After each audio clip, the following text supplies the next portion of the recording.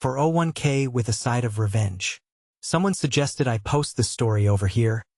Enjoy! When our first child was born, my ex forced me to quit my job. When our second child was 2, I found out about his affair. By then he was extremely verbally, emotionally, and sometimes physically abusive. When he abused our firstborn, I put him out. That was in 2012. I couldn't afford daycare to work and had no family support. He refused to give me any money to take care of the kids, saying, "The courts haven't ordered me to give you a dime." He lied to the bank and had my accounts frozen and even assaulted me when I filed for default in the divorce. The judge finally ordered him to pay child and spousal support 6 months after I kicked him out. It was $2,562 a month. He refused to pay it until the garnishment kicked in, and by then he was $6,000 behind in support. I used that to get permission to move away. I remarried a year after the divorce. I checked the court docs and there was a little box that said spousal support stopped upon remarriage if that box was checked. It wasn't checked, so I figured I was good. Instead of filing for his retirement, I just took that year of spousal support, $12,000, and left it alone. Spousal support was only ordered for 2 years. In 2017, he filed for sole custody of the kids out of nowhere. That was when he found out I had remarried and he had paid spousal support to me during the first year of my marriage. I told him I took that money instead of filing for my share of his retirement.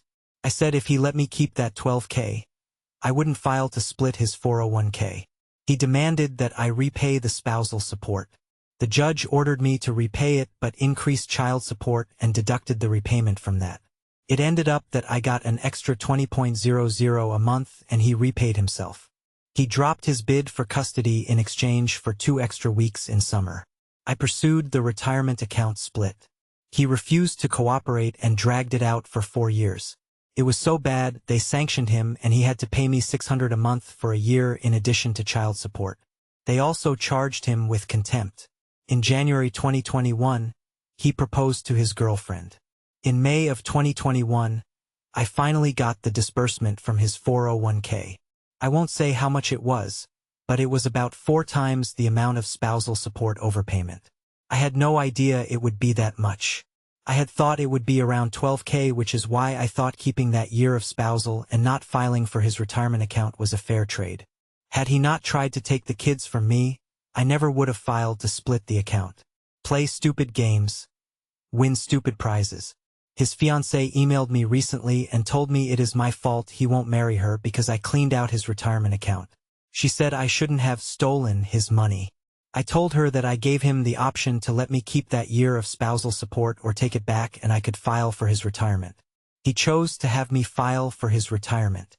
I told her that if he really wanted to marry her and protect his assets, they could get a prenup so he wouldn't have to worry about it.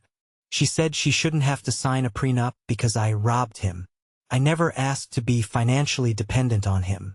He clearly indicated he wanted a court order to take care of his kids, so I got him one. I tried to be fair and take the lesser amount by taking the spousal support and not filing for his retirement. He wouldn't let me. In summary, my ex refused to pay me until support orders dropped, refused to pay until they revoked his license, tried to get me in trouble for accepting spousal support overpayment, and in the end it cost him a lot of money out of his 401k.